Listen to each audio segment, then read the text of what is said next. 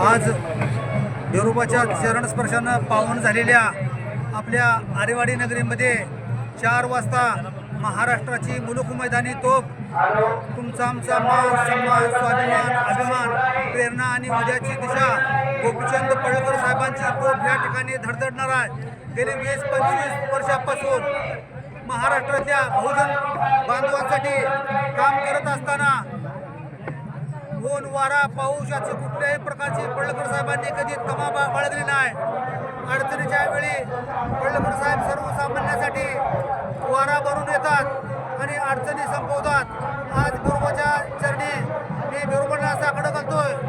त्या महाराष्ट्राच्या ढाण्या वाघाला अगदी काही महिन्यात महाराष्ट्राच्या मुख्यमंत्र्यांकडून पडळकर साहेबांना काम करण्यासाठी लाल दिव्याची गाडी मिळावी, कारण आज आमदार म्हणून काम करत असताना संबंध महाराष्ट्रभर पडळकर साहेबांना फिरावं लागतंय। त्यांची ताकद वाढलेली आहे, त्यामुळं ह्याचा सगळा विचार करून फडणवीस साहेबांनी या महाराष्ट्राच्या ढाण्या वाघाला लाल दिव्याची गाडी द्यावी आणि त्यांचं जे काम आहे ते मोठ्या ताकदीनं त्यांना अजून काम करता येईल। सर्वसामान्य माणसाला केंद्रबिंदू मानून अडीअडचणी सोडवत असताना गावगाड्यातली कुठली अडचण असताना पडळकर साहेब नेहमी हिरिरीने भाग घेतात।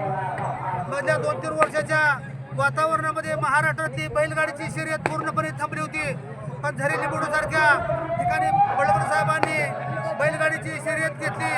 60 वर्षाचा वय झालेल्या माणसानं सुद्धा फेटा कशाच्या दिशेने उडवला आणि पडळकर साहेबांनी हा म्हणता एक बळीराजाचं अधुरं स्वप्न होतं ते पूर्ण केलं। गावगाड्यामध्ये जत्रा यात्रा भरत होत्या, शर्यती पूर्णपणे थांबल्या होत्या, त्यांना पडळकर साहेबांनी एक चालना दिली आणि शेतकऱ्यांना एक न्याय मिळवून देण्याचं काम केलं। आज जतसारख्या ठिकाणी काम करत असताना पडळकर साहेबांना उमेदवारी अर्ज भरत असताना सुद्धा बाहेरचा उमेदवार म्हणून हिरवलं जात होता किंवा त्यांचा अपमान केला जात होता। मी तर म्हणतो जतच्या स्वाभिमानी जनतेनं 40,000 मताच्या फरकानं पडळकर साहेबांना महाराष्ट्राच्या विधानसभेमध्ये पाठवलं आणि आज जतसारख्या दुष्काळी भागामध्ये विकासाची गंगा सुरू झालेली आहे। महाराष्ट्रातला 288 क्रमांक शेवटचा मतदारसंघ असणारा आमच्या पडळकर साहेबांच्या ताकदीनं नेतृत्वानं आज हा मतदारसंघ 1 नंबरला येतोय।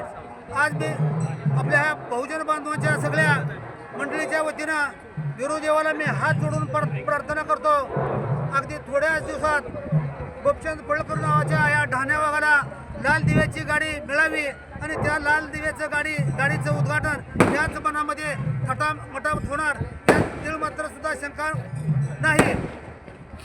खरं तर मी सगळ्यांना पुन्हा एकदा दसऱ्याच्या बांधवांना शुभेच्छा देतो, थांबतो। जय हिंद, जय महाराष्ट्र। मी बिरामाने सांगोल्यावरून या ठिकाणी दसरा मेळावा निमित्त आलेलो आहे। तरी